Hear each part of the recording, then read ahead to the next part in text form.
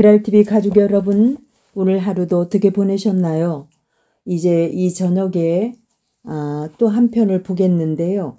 정민 작가가 지은 책벌레와 메모광이라는 책을 제가 지금 읽고 있어요. 책과 관련된 9가지 활동이라고 소제목을 달고 이야기를 쭉 풀어갔는데 좀 재밌어요. 그래서 한번 읽어보도록 하겠습니다. 책과 관련된 9가지 활동, 우리가 독서를 하면서 좀 우리에게 주는 그 의미가 좀 있어요. 구서재는 책벌레 이덕무가 젊은 시절 자신의 서재에 붙였던 여러 이름 중 하나다. 여러 해 전 광화문 교보문고가 새 단장을 하면서 구서재란 코너를 만든 것을 보았다. 분야별로 흩어진 좋은 책을 전문 디렉터의 안목으로 골라주는 셀렉트숍이란 취지라는데 서점 측의 이덕무가 말한 구서재의 취지를 혹 조금 다르게 이해했나 하는 생각이 든다. 이덕무는 자타가 공인한 유명한 책벌레였다. 그는 부지런히 읽고 열심히 썼다. 그의 저서에 이목구심서라는 책이 있다. 귀로 듣고 눈으로 보고 입으로 말하고 마음으로 느낀 것을 글로 썼다는 뜻이다. 그는 너무 가난해서 한겨울에도 방에 불을 뗄 수가 없었다.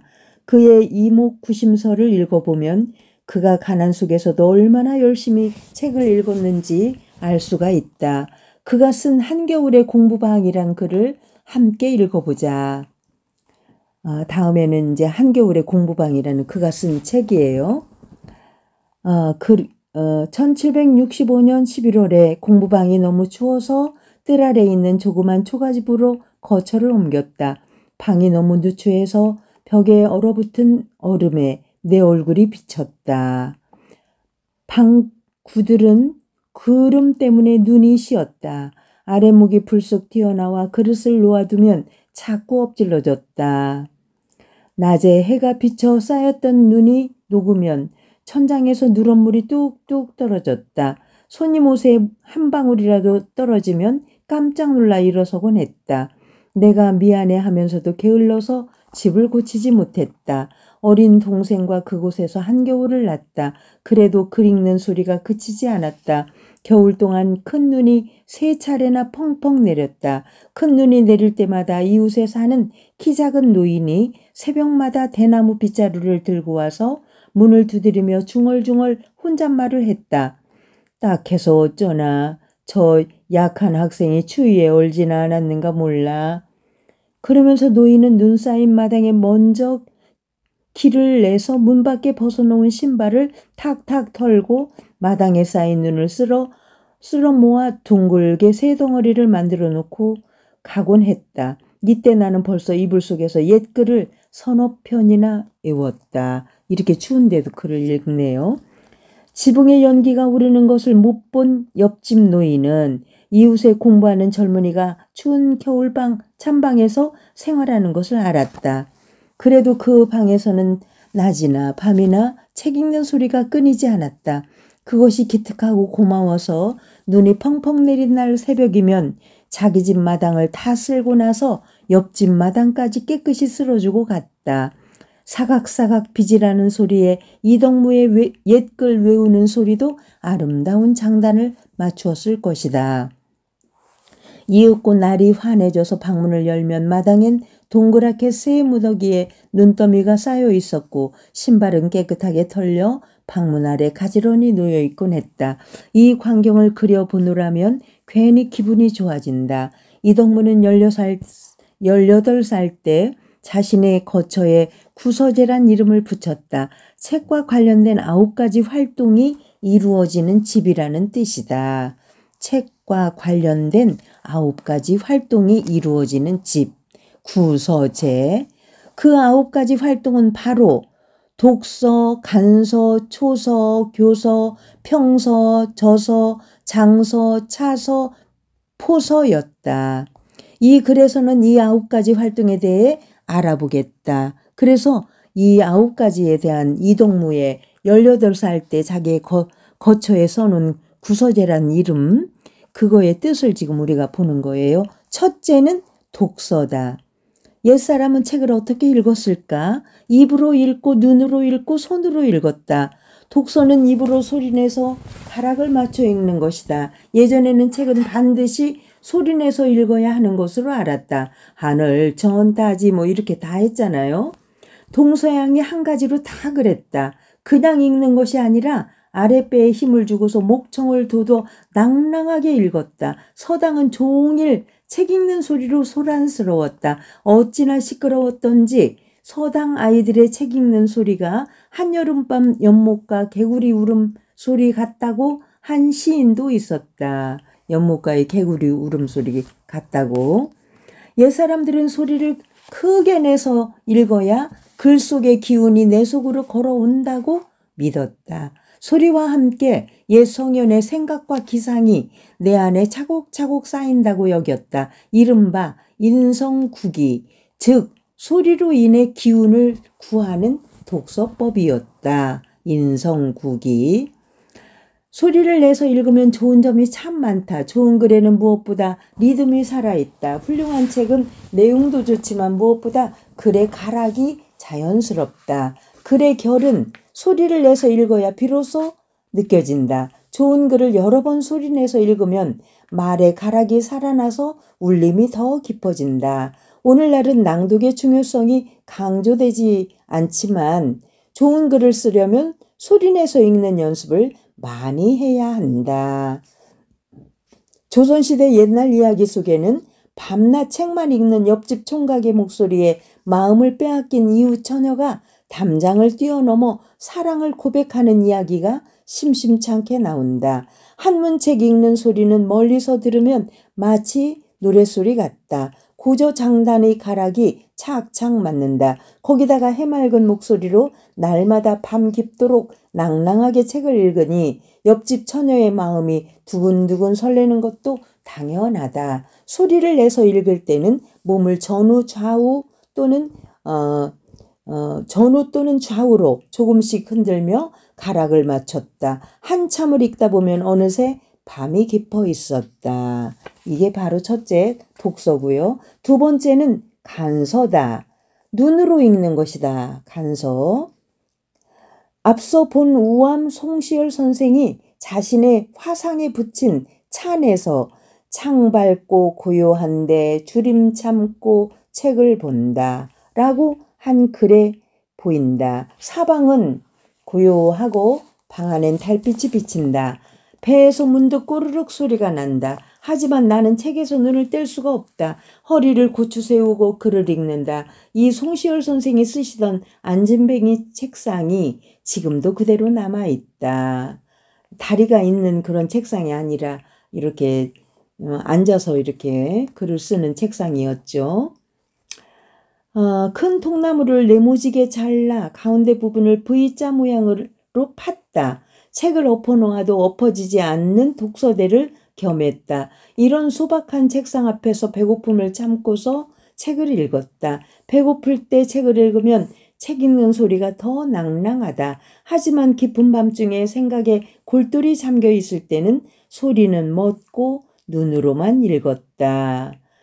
이게 바로 간서라고 했죠. 눈으로만 읽는 거. 세 번째는 이제 초서다. 초라는 한자는 베낀다는 뜻이다. 책을 그냥 읽는 것이 아니라 중요한 부분을 베껴가며 손으로 읽는 것이다.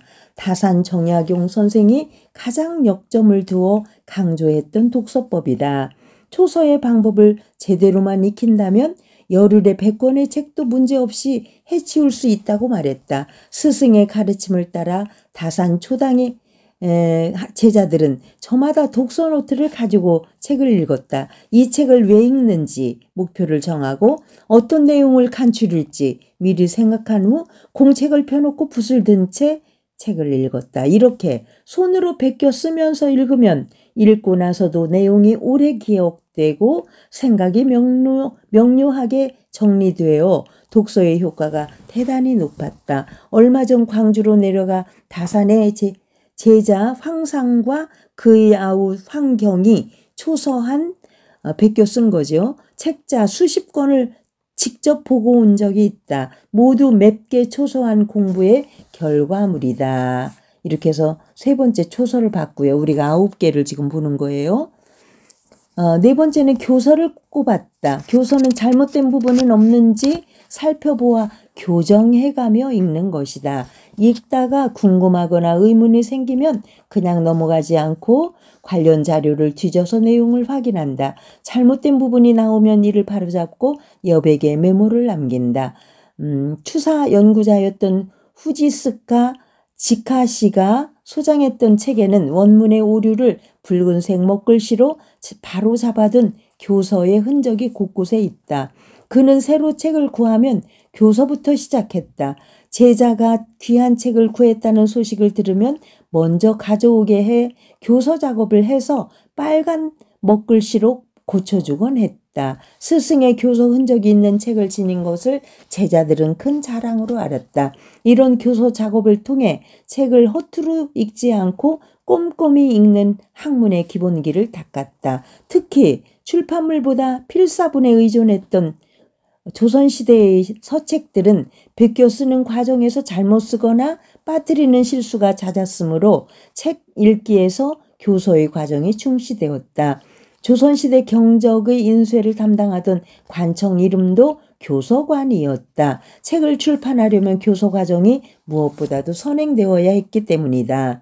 5번째는 평서다. 평서는 교서보다 좀 더 적극적인 독서 활동이다. 평서는 책을 읽고 나서 책의 인상적인 부분이나 책 전체에 대한 감상과 평을 남기는 일이다. 책은 읽을 때마다 느낌이 달라진다. 사람의 기억은 잠깐만에 사라져버린다. 그러니까 책을 읽고 나서는 읽고 난 소감을 적어둘 필요가 있다. 옛날, 훗날, 예전에 쓴 독후감을 보면 당시 내 생각을 알 수 있고 지금의 생각과 견줘볼 수도 있다. 무엇보다도 한번 익힌 것을 기억의 저장고 속에 잘 간직해 두려면 이 평서 활동이 중요하다. 평서도 책 위쪽에 쓴 것은 미평이라 하고 끝에 쓴 것은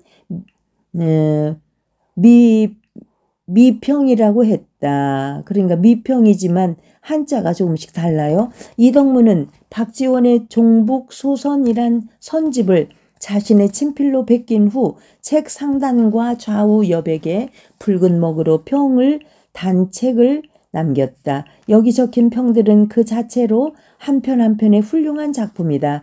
이덕무가 이서구에게 보낸 편지에서도 그대의 장서를 내게 교서하고 평서하게 한다는 말을 듣고 너무 기뻐서 잠을 이루지 못하였소 라고 쓴 내용이 보인다. 6번째는 저서다. 독서가 깊어지면 남의 책을 읽는데 그치지 않고 제 생각을 펼쳐 보이고 싶어진다. 그래서 자기 책을 쓰는 것을 저서라고 하잖아요. 누구 저서 이렇게 얘기하는 거죠. 자, 비로소 붓을 들어 먹물에 적신 후 흰 종이 위에 자기의 생각을 적어 나간다. 이제껏 책 읽기와 관련된 여러 활동은 사실 이 순간을 위한 준비에 불과하다. 사람은 제 말 하자고 사는 존재다. 제 목소리 없이 평생 남의 말만 따라하는 것은 앵무새다. 사람만 제 말을 할 줄 안다. 저서는 글쓰기다. 이제까지는 남의 글을 읽기만 했는데 많이 읽고 자꾸 생각하다 보니 나도 할 말이 생긴 것이다. 그래서 내가 하고 싶은 말을 조리 있게 하고 설득력 있게 펼쳐서 독자들이 공감하면 그것이 곧 저서다. 내가 저자가 되는 것이다. 7번째는 장서를 들었다. 장서는 책을 보관한다는 뜻이다. 책을 잘 간수해서 그래서 장서가 몇 권이나 됩니까? 라고 묻잖아요. 가지고 있는 책이 몇 권이냐 이거죠. 책을 잘 간수해서 찾기 쉽게 배열하고 낡아서 해진 책은 새로 묶고 표지를 바꾼다. 어떤 사람은 책을 구하면 장서인부터 먼저 찍었다. 이게 내 책이라고 하면서 붉은 인주로 책의 첫면에 자신의 이름이 새겨진 인장을 꽉 찍는 순간 그 책은 비로소 자신의 소유물이 되었다. 장서의 규칙 같은 것을 세세히 적어둔 옛글도 적지가 않다. 어떤 장서가는 자신의 장서 목록을 별도의 책으로 만들기도 했다. 심한 경우 각각의 책에 꽂힌 위치까지 적어두었다. 8번째는 차서다. 차서는 남에게 책을 빌리는 것이다. 책값은 그때나 지금이나 꽤 비싸서 읽고 싶은 책이 많아도 모두 손에 넣을 수가 없다. 이동무는 집이 몹시 가난했기 때문에 책 살 돈이 늘 귀했다. 누가 귀한 책을 가지고 있다는 말만 들으면 그에게 찾아가 책을 빌려왔다. 주인이 책을 빌려주지 않으면 빌려줄 때까지 사정했다. 어떤 때는 아예 책을 한 권 더 베껴 써주는 조건으로 빌려오기도 했다. 이럴 때는 자신의 목까지 남기려면 두 벌을 베껴 써야만 했다. 빌려온 책은 반드시 약속을 지켜서 반납했다. 이렇게 신용이 쌓여 이동무가 책을 빌려달라고 하면 두말 없이 빌려주었다. 나중에는 이동무의 눈을 거치지 않았다면 좋은 책이라 할 수 없다며 새로 구한 책을 보라고 보내오는 경우마저 있었다. 9번째는 포서다. 포서는 책에 햇볕을 쬐어 말리는 일을 말한다. 봄, 가을로 햇볕이 짱짱한 날에 옛사람들은 서재 속에서 습기를 머금어 눅눅해진 책들을 마당에 일제히 널어놓고 시원한 바람에 먼지를 털고 책을 말렸다. 한지는 질기고 오래가지만 방안이 환기가 잘 되지 않아서 습기를 잔뜩 머금으면 곰팡이가 피고 좀벌레가 생긴다. 좀벌레는 책을 집 삼아 숨어 살면서 책을 갉아먹고 산다. 옛날 책에는 좀벌레가 갉아먹어 책 속에 복잡한 길이 난 것들이 많다. 이런 책벌레가 제일 싫어하는 것은 환한 햇볕이다. 바람이 신선하게 불고 햇살이 내리쬐을 때 마당 가득 흰 종이책을 널어놓으면 햇살에 놀란 책벌레들이 한꺼번에 나와 달아난다. 축축하고 눅눅하던 책이 바짝 말라서 챙챙거리며 되살아나는 느낌도 새롭다. 이것이 이동무가 말한 구서재의 9가지 책 이야기다. 18살이면 지금으로 쳐서 고등학교 2학년 나이다. 이때 벌써 그는 책에 파묻혀 사는 책벌레였다. 겨울에는 불때지 않은 냉방에서 벌벌 떨며 책을 베꼈었다. 동상에 걸려 퉁퉁 부은 손으로 그는 묵묵히 초서하고 교서하고 평서했다. 이동무는 간서치전 즉 책 보는 바보 이야기란 글에서 자기 자신에 대해 이렇게 적었다. 어려서부터 21살 때까지 하루도 고서를 손에서 놓은 적이 없다. 그 방은 몹시 작다. 하지만 동쪽, 남쪽, 서쪽에 창문이 나 있다. 해가 동쪽에 있으면 동창 아래서 읽고 서쪽으로 기울면 서창 아래서 빛을 받아 책을 읽었다. 한 번도 못 본 책을 보면 너무 기뻐 웃었다. 집안 식구들이 그가 웃는 것을 보고 어디서 또 기이한 책을 구해온 줄 알았다. 그의 공부방은 한겨울에도 불을 떼지 못해 방바닥에 놓아둔 물그릇이 자고 나면 꽁꽁 얼어있곤 했다. 입김을 불면 성해가 되어 이불깃이 버석거렸다. 창틈으로 눈가루가 흩날려 벼루 위로 떨어지기도 했다. 너무 추워 얼어 죽을 것만 같아 한서 한지를 비늘처럼 이불 위에 늘어놓고 논어를 병풍처럼 세워 겨우 얼어 죽는 것을 면한 일도 있다. 참, 이웃집에서 들려오는 웃고 떠드는 소리에 자신의 가난한 삶이 너무도 슬퍼서 미친 사람처럼 소리를 지르며 밖으로 뛰쳐나갈 뻔한 순간도 있었다. 그러다 문득 자세를 가다듬고 천장을 우러러보며 다짐했다. 명예와 절개를 세울 수만 있다면 비록 바람 소리가 휘몰아치고 거센 파도에 휩쓸려 죽게 한다 할지라도 후회하지 않겠다. 또 인간 세상에 쌀과 소금 따위 자질구레하게 사람을 얽어매는 것들은 훌훌 벗어던져 조금도 마음에 두지 않겠다. 그러고는 허리를 꼿꼿이 세워 논어를 꺼내 큰 소리로 읽었다. 답답하고 미칠 것 같은 마음이 책 읽는 소리에 점차 가라앉아 어느새 맑은 정신이 돌아왔다. 그는 서얼이었다. 어머니와 시집간 누이는 영양실조 끝에 폐병으로 일찍 세상을 떴다. 사흘을 굶다가 맹자 7책을 전당포에 맡기고 쌀로 바꿔와 굶어 죽기를 면한 일도 있었다. 그 고통 속에서도 견눈질 않고 열심히 공부하고 책을 읽었다. 그는 마침내 자신의 능력을 인정받아 왕립도서관인 규장각의 검서관으로 발탁되었다. 해피엔드죠. 정조는 그가 책 읽는 소리를 사랑해서 임금 앞이라 떨려 자꾸 기어드는 목소리를 나무라며 가까이 와서 큰 소리로 읽게 했다. 정조 임금은 그를 몹시 아껴 관직에 있는 동안 무려 520차례나 하사품을 주었다. 그의 삶에서 책을 빼고 나면 아무것도 남는 게 없다. 참 이 이동무의 그 책을 사랑하는 그 독서광 정조까지도 전부 인정을 하고 그를 참 520차례나 5번이 아니고 52번이 아니고 520번이나 하사품을 줬다네요.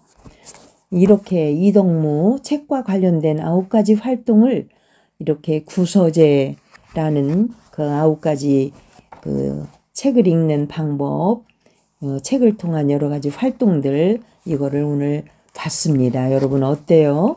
정말 쉽게 우리가 접하기 어려운 그런 것들을 지금 여기 정민 작가가 책벌레와 메모강이라는 책에서 우리들에게 알려주고 있습니다. 여러분 오늘도 보람된 하루 되셨죠? 이제 정리하시고 일기를 쓰시도록 일기장을 열기를 바랍니다. 그랄TV 윤석희였습니다. 여러분 사랑합니다. 건강 조심하세요. 감기 들지 마시고요. 여러분 오늘 하루도 열심히 산 여러분을 응원하며 박수 드립니다. 감사합니다.